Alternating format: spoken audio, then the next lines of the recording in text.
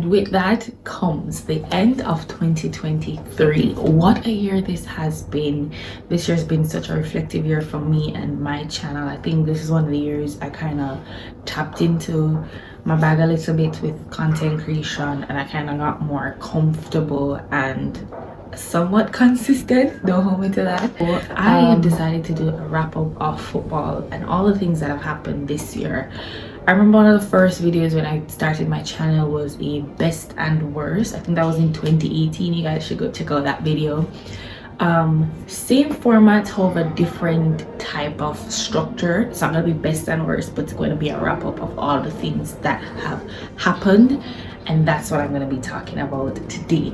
And to guide me in a way, I have 4 talking points I want to cover: international football, league/Champions League, award seasons, transfers, and to top it off, the icing on the cake, some insane games that have happened that I enjoyed, and I hope you did too.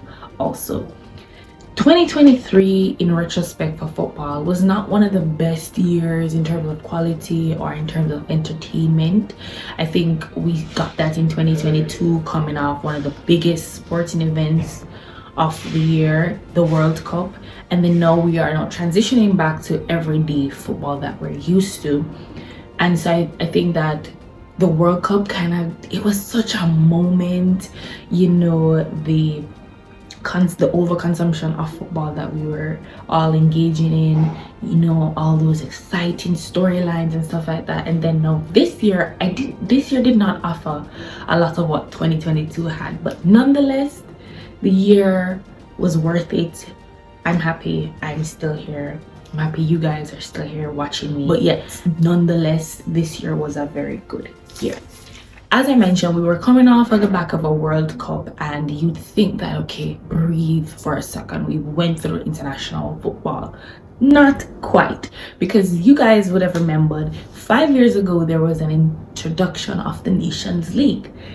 Can somebody explain to me what the importance is? I don't know. To me, it's still a glorified friendly with a trophy involved. However, UEFA has turned it into this big thing, and so persons are anticipating towards watching it. So this year, it was played throughout the 2022 calendar year and then ended in the summer of 2023.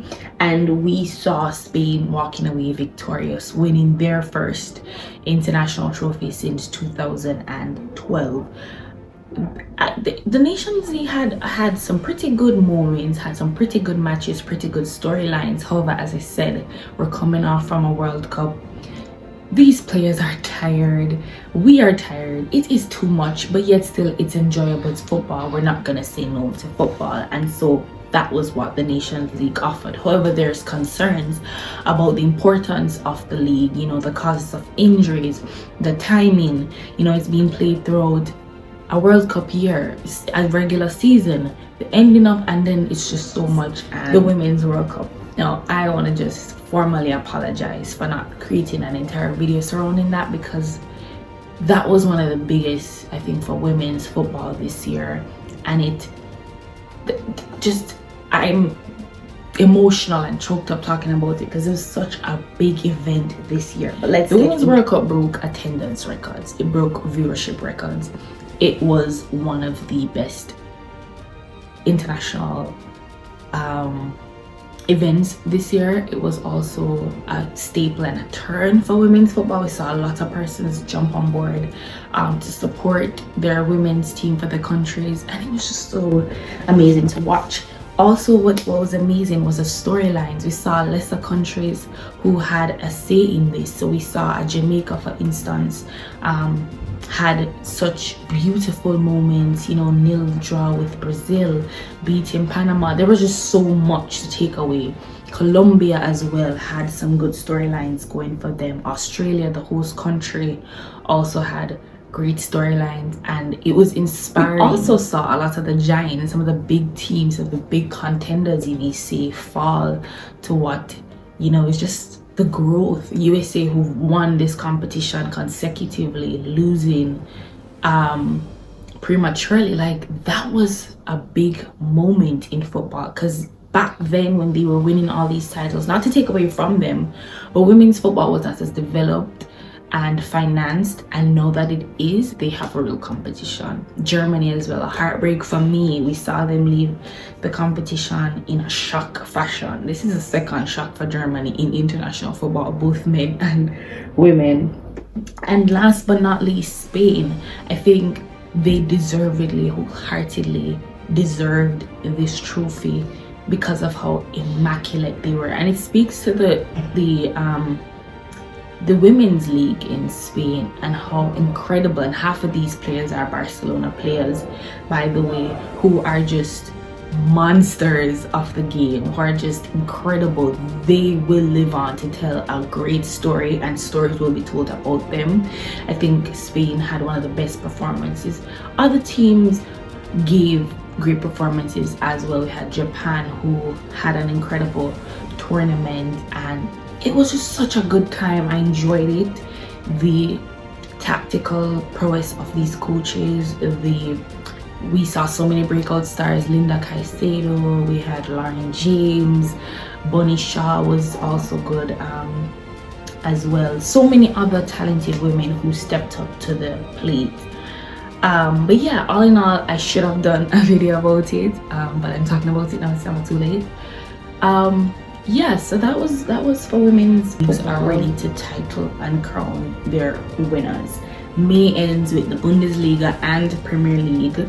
June we end with La Liga and La Liga Serie A, League One. Suspects, the usual are reigning champions and defending champions, of course, City. Now City had to fight until the end to win 2023 Premier League. However, they had an immense campaign, adding Erling Haaland to the team kind of, brought them up a notch.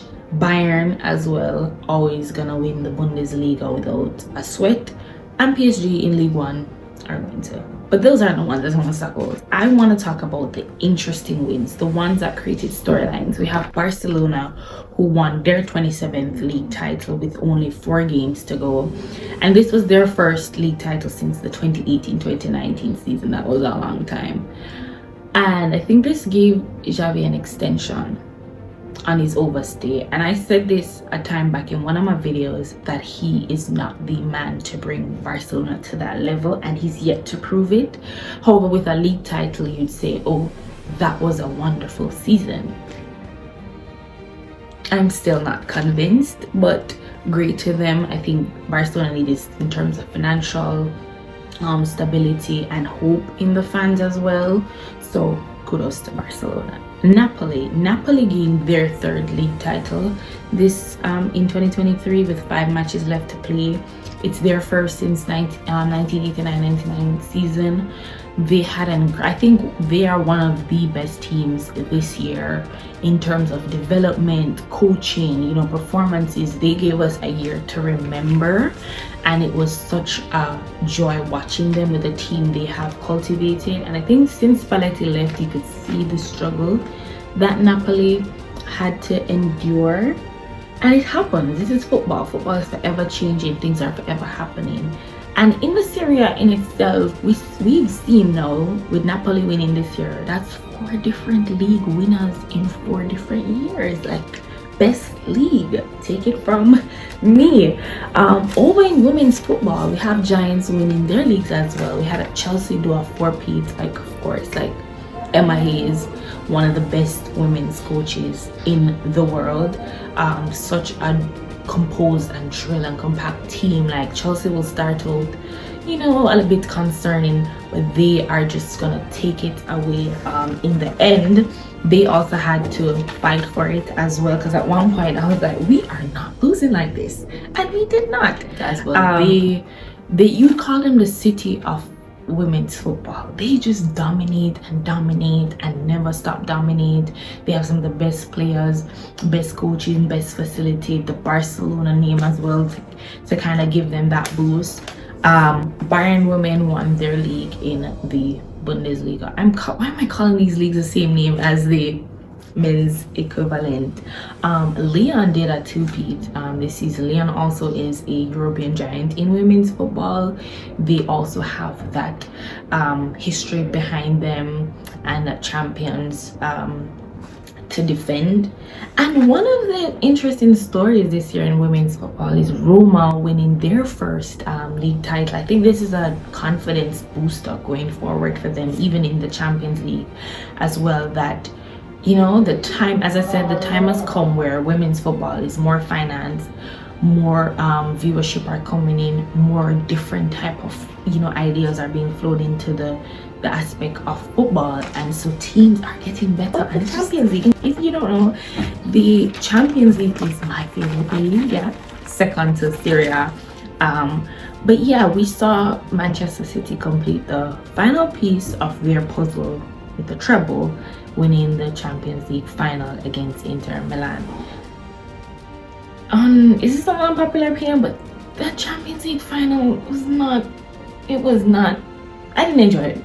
I didn't compare it to other years. I did, and this is the thing with City in finals, I don't enjoy them. I think that's the thing.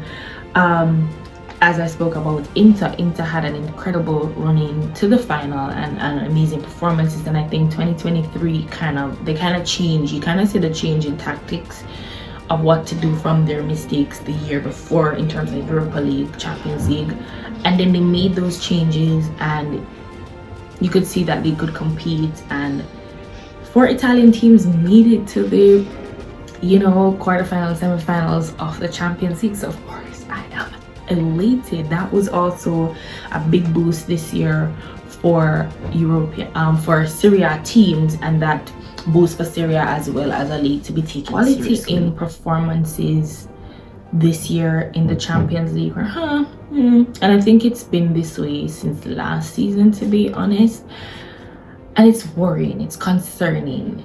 You get a few group games that are like, wow, crazy, amazing, and then there's a few that's like, and then it just never lives up to the hype. And for news, I think this year I remember last summer how incredible the transfer market was and all the crazy things that were happening, and we still had crazy things, such as players who left one league to another league. So we had Messi to the MLS.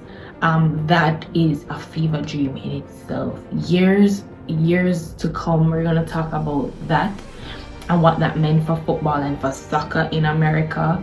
And I think David Beckham made the most incredible choice of making Lionel Messi his marquee signing. And the storyline about, oh, it's rigged and all these last minute goals and he's the savior of Inter Miami, like, this is what football is about: emotion, storyline, all these crazy things happening. That's why we all love football, and that's why we all attached to the sport. And I think that's what Messi to the MLS was, an emotional storyline. Like, obviously was Harry Kane to Bayern. I think that not shocked a lot of persons, but it was like finally he had left Spurs to new heights, to experience something else. And when you have one of the best English talents of this generation leave the Premier League to go to the Bundesliga, that's a statement, a bold one in fact. And I just love that he took that initiative now in his 30s, prime years. Like, he is performing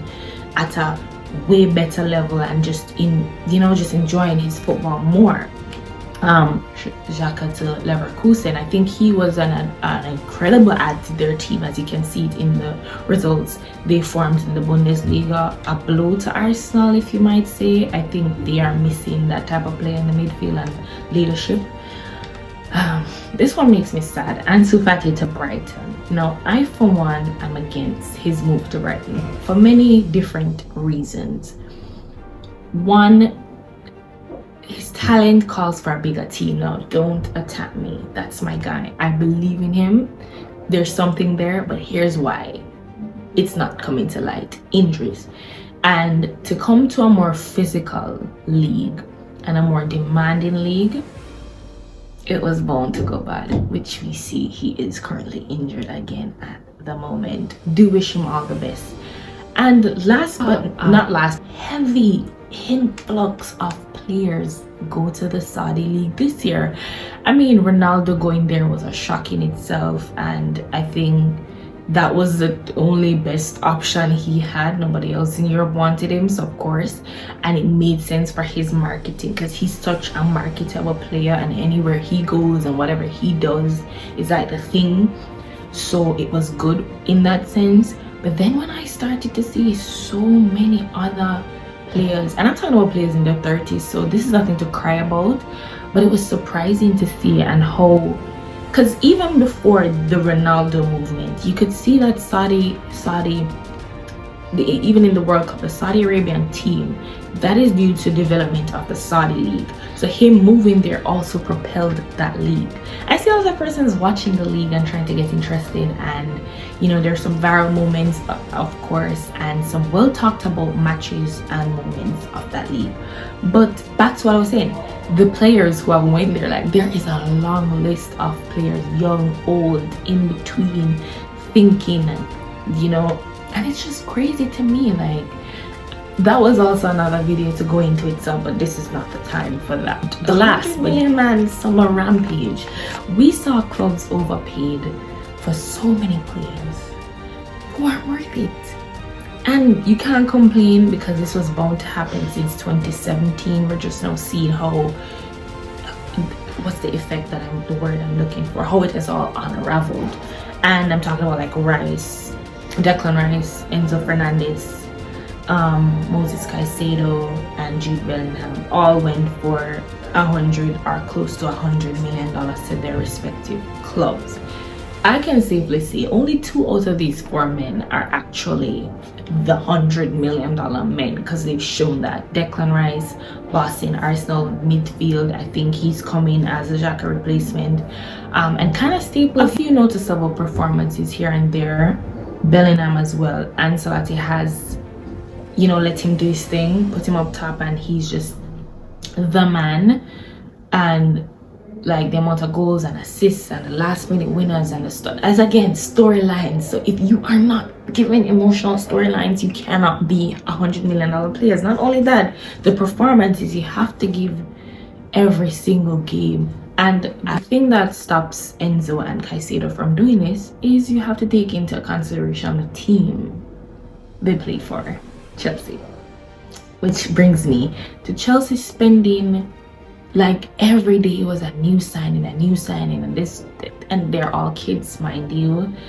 And it's a scouting data analysis thing that Todd Bowley and all those geniuses on the sporting project are doing. As a Chelsea fan, I can say at first I didn't understand why, but no, it's a good investment to buy all these children to sell them back, and it's also a great development project. However, that project is not developing. We're not seeing the outcome of it, and you'd not expect it to work over a season, but you'd expect to see things happening. So that's what was brewing in the transfer world now. This, I think, one of the biggest awards that I've talked about consistently on my channel is Messi winning his 8th Ballon d'Or, one of the only players to win it that many times. And even if he doesn't win it ever again in his career, he will be cemented as one of the best. And as much as we'd like to take away from the Ballon d'Or, it still holds a significance. It still holds value. We saw Emi Martinez win the best goalkeeper of the year, which was rightfully deserved. He had an incredible World Cup. He, you know, was one of the saviors in our Puskas Awards. I'm not mad at who won it, but there were some very good goals outside of that. I think the Richarlison goal in the Brazilian match, the Amadine in the Champions League, Mbappe, and the Golden Boy award went to Jude Bellingham, which I'm not going to disagree.